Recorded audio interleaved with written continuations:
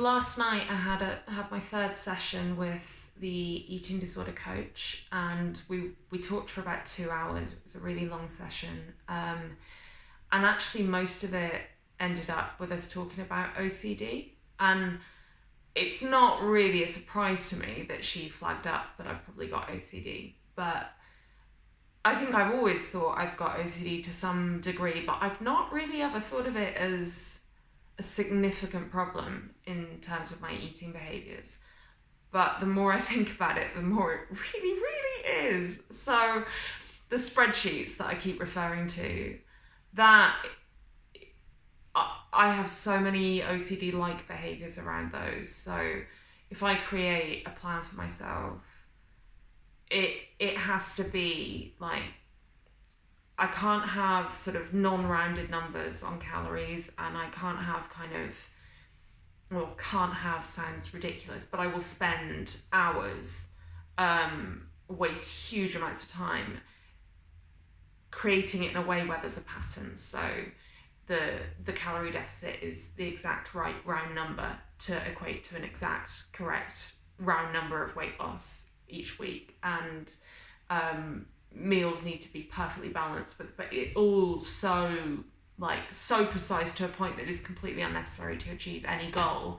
But I will often just do that and play with a spreadsheet just to kind of it feels like a sort of almost like a treat, like a kind of, it's my downtime or something like that. And then around food, I have a real problem having like half-used packets of anything open, and I thought that was just because I'm scared I'm going to eat it, but I think it goes deeper than that, because I've got all my lock boxes set up so the empty packets, like half-used packets, are locked away. But the idea of having, like, for example, I've got dark chocolate as part of my meal plan, and I have 2 squares per day. So when I restocked all my meals last night, I wanted a square of chocolate, but I didn't want 2. And I would spend literally like 20 minutes going back and forth in my head, between tasks, going back and forth in my head about what to do if I just have 1 square of chocolate.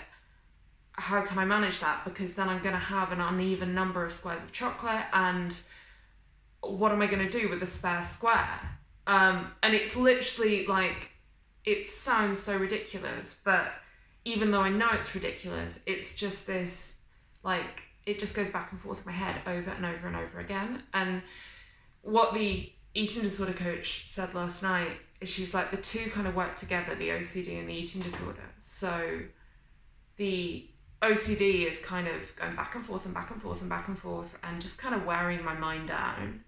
And then the eating disorder just kind of waits around, and then once that battle has sort of tired me out, it pounces, and that's when I binge or decide to fast for a day, or, you know, whatever it is. Yeah, so that was her thoughts, and it does kind of, it makes a lot of sense.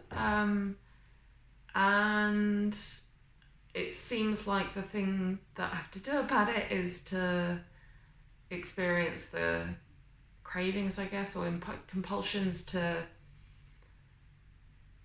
have things just so, to kind of only have the perfect portions of food and no leftovers, like all of those things, to just